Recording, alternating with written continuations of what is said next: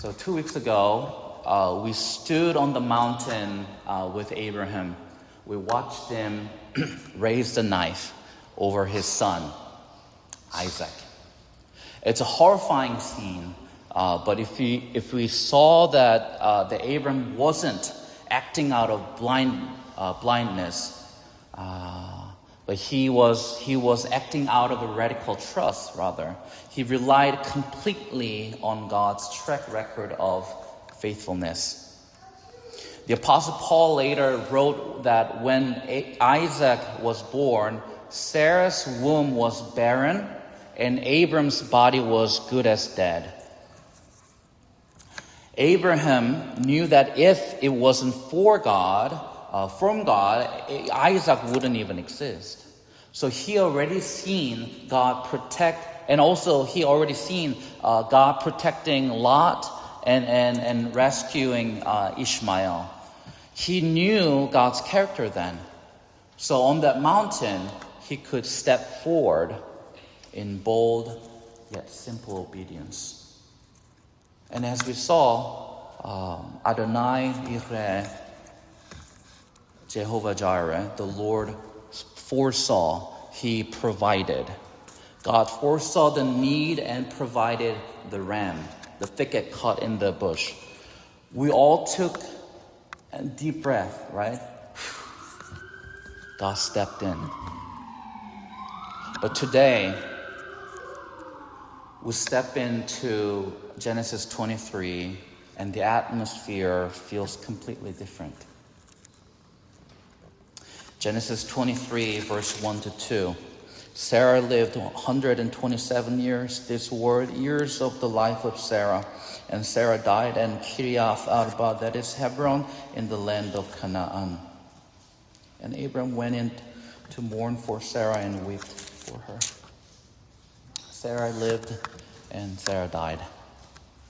Unlike chapter 22, God does not step in at the last second to stop the impending death of Sarah. There is a miraculous intervention here. There's no miraculous intervention in chapter 23, and death happens. What's fascinating about the majority of this chapter isn't actually about is that the chapter is not really about Sarah's death, but more of the bigger portion is written about her burial. As we read through it, the narrative feels surprisingly common, almost earthly. It reads like a real estate transaction. The questions driving the text aren't deeply theological either. They are practical.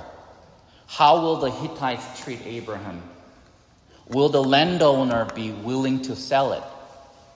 How much is this going to cost Abraham? There is this dance of mutual respect going on. The Hittites look at Abraham in verse 6 and they say, "Hear us, my Lord." To Abraham, not God. "Hear us, my Lord. You are a prince of God among us." They recognize Abraham's leadership, his integrity, and his status.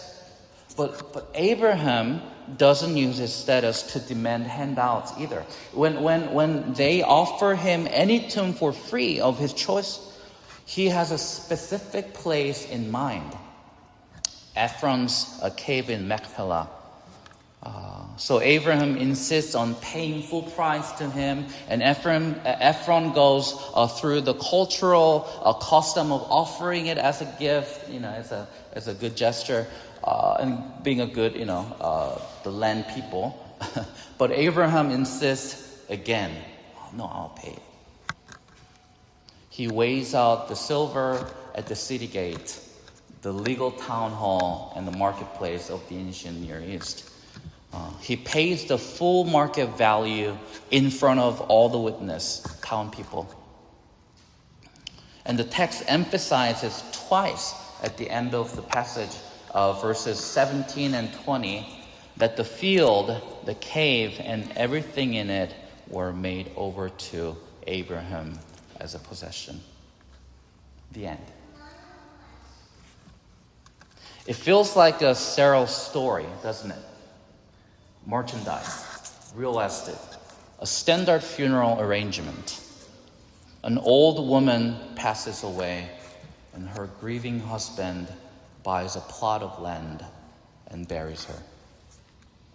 There are no angels, no voices from heaven, no burning bushes. God doesn't speak a single line in this entire chapter.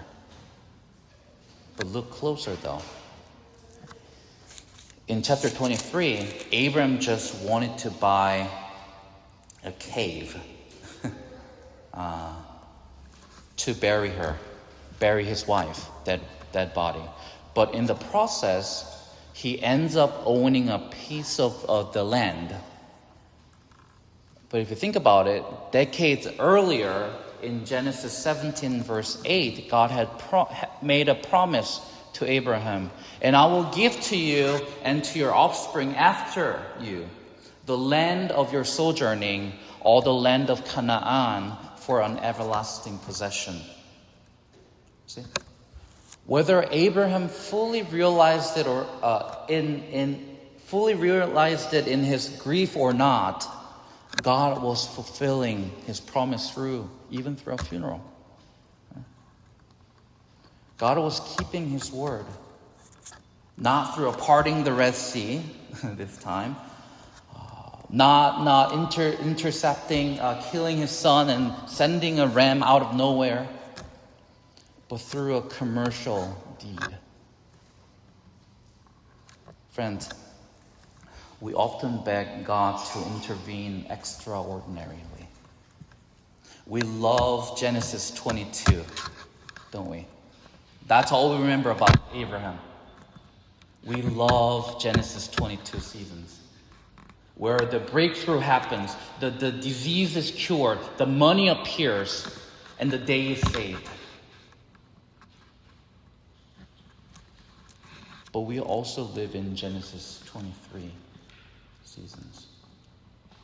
Seasons where God does not stop the hardship and where death happens. Where the burial takes place. Where the silence is heavy. What I want you to know this morning, this mundane, non-theological events of your life frequently carry the heaviest theological weight. This mundane, non-theological events of your life frequently carry the heaviest theological weight. The ordinary rhythms of buying land, paying bills, the dealing with loss are often the very canvas that God uses to weave his grand promise all together. You see? Personally, lately I've been praying for God to intervene and save the day in few different areas of my life. And honestly, I've met a lot of silence. No response whatsoever. No dramatic intervention. And meanwhile, the clock is ticking. The life keeps moving forward.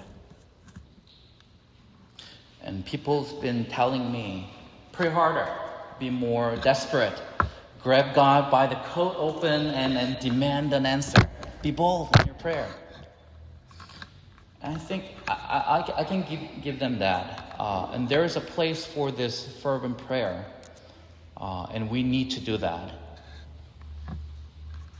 But as I prepared this sermon, this passage, this a quiet, inexplicable comfort washed over me.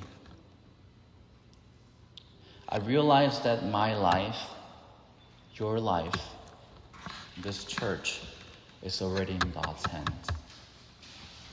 Knowing that our future rests in his good, perfect, and steady plan, whether we recognize it or not today. it means that we don't have to panic when He's silent, even when He's silent. The silence of God does not mean the absence of God. It rather gives us the courage to simply do our jobs with due diligence while we have the chance.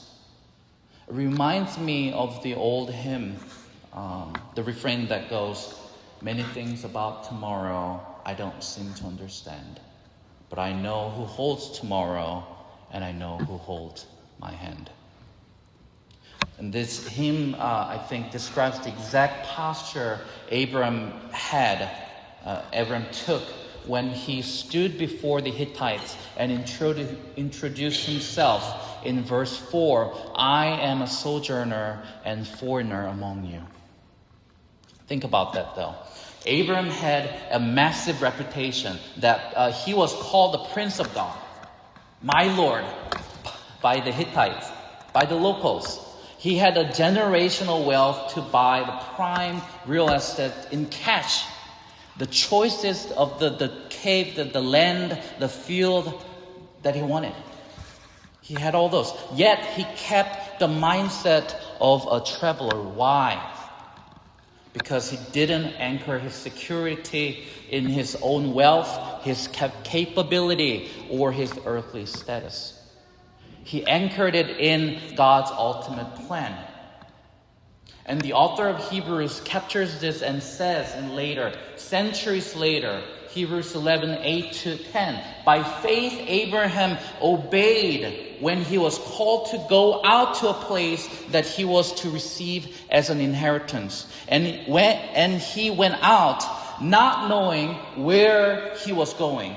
By faith he went to live in the land of promise as in a foreign land, living in tents with Isaac and Jacob, heirs with him of the same promise. For he was looking forward of the city that has foundations, whose designer and builder is God." Sojourners and foreigners don't know about tomorrow and don't know what tomorrow looks like. And let's be honest, life as an immigrant, life as a traveler in a broken world like this is tough, isn't it? The house market feels impossible. Leasing a car these days, it drains the bank account. They're skyrocketing. The bills are relentless, never-ending cycle. But even in that grind of the ordinary, we do not despair. We seek God. We obey His call in the small things, one day at a time. One day at a time. And we look forward to the city that He is building. Sometimes visibly, but most often quietly, beneath the surface of our everyday lives as we obey. So let's pray.